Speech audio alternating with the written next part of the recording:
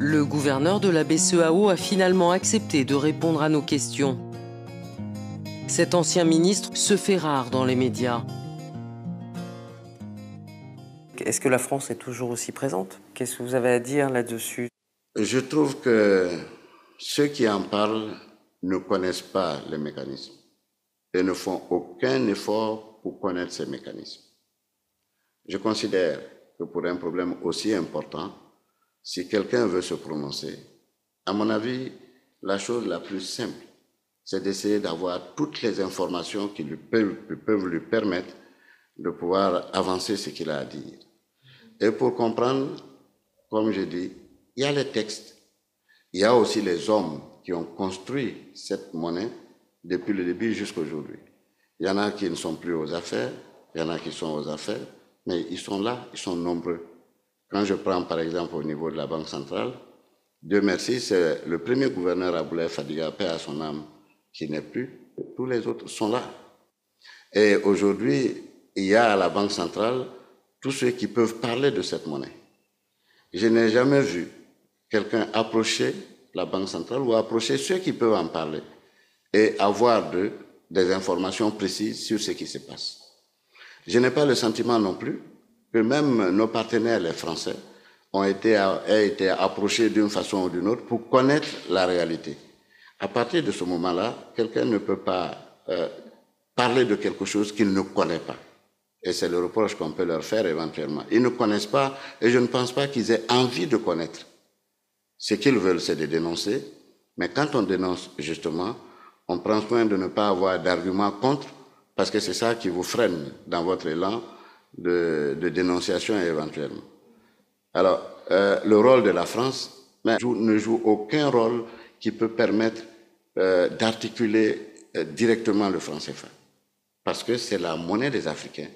C'est les Africains qui l'ont géré, qui l'ont mise en place, qui l'ont géré et qui continuent de le gérer, le franc CFA. Quel est le rôle de la France aujourd'hui? La France s'est proposée pour la convertibilité de la monnaie en demandant qu'un certain nombre de dispositions soient prises.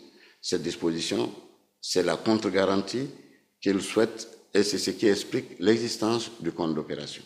On aurait fait avec une banque commerciale, avec un autre pays, que ce serait exactement le même dispositif.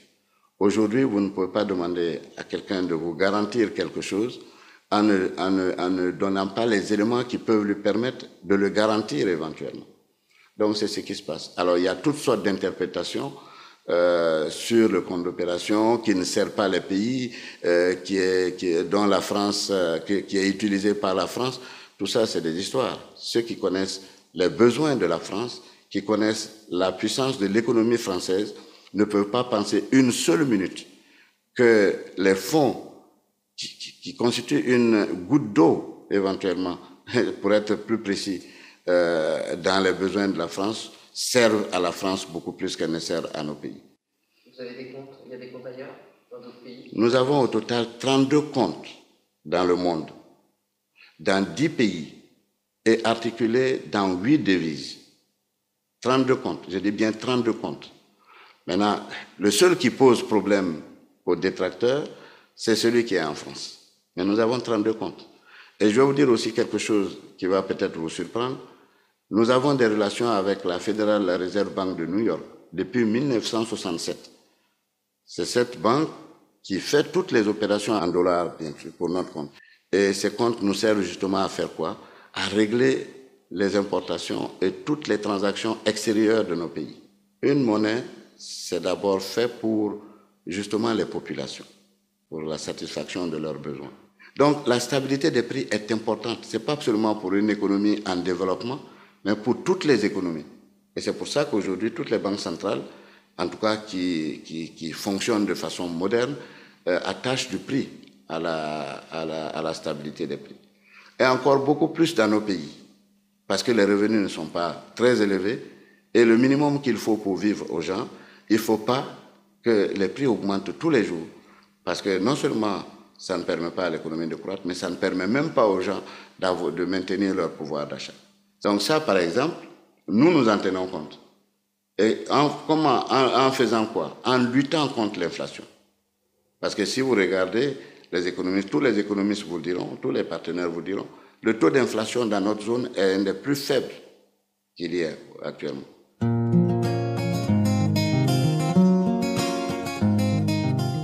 La dévaluation du franc CFA, ça c'est la grande peur de tout le monde. Quand les économies sont en croissance, on n'a pas besoin de faire une dévaluation. Une dévaluation, c'est une décision qui se prend pour régler un problème ponctuel. Et ce problème, il ne vient que lorsque les économies ne sont pas en croissance et qu'elles ont des difficultés qui ne peuvent être réglées que par une dévaluation. Je ne vois pas aujourd'hui dans notre zone la difficulté qui peut nous amener à aller à une dévaluation. Vous savez, au niveau de la dévaluation, il ne faut pas voir seulement ce que gagnent les exportations. Parce que la dévaluation, c'est un processus. Il y a un objectif qu'on veut atteindre. C'est d'accroître le revenu monétaire des exportations. Vrai. Mais dans le même temps, nous avons des importations. Qu'est-ce qui est produit localement? Il y a beaucoup d'importations. Il y a la composante alimentaire qui est une des plus importantes et qui fait qu'à un moment ou à un autre, si les importations alimentaires sont faites, elles coûteront plus cher dans le cadre d'une dévaluation. Donc là aussi, ça va poser quoi? Ça va poser des problèmes sociaux. C'est pour ça que nous disons, la dévaluation n'est pas la solution idéale. La solution idéale, c'est de faire de telle sorte que l'économie soit diversifiée. Et que dans la diversification, on ne soit pas dépendant d'un seul produit. On soit dépendant de plusieurs produits qui sont soit exportés, soit consommés localement. La monnaie n'est pas le problème. La monnaie aujourd'hui, c'est une solution. Les problèmes sont ailleurs. Ce qu'on dit aux populations, ce n'est pas la réalité.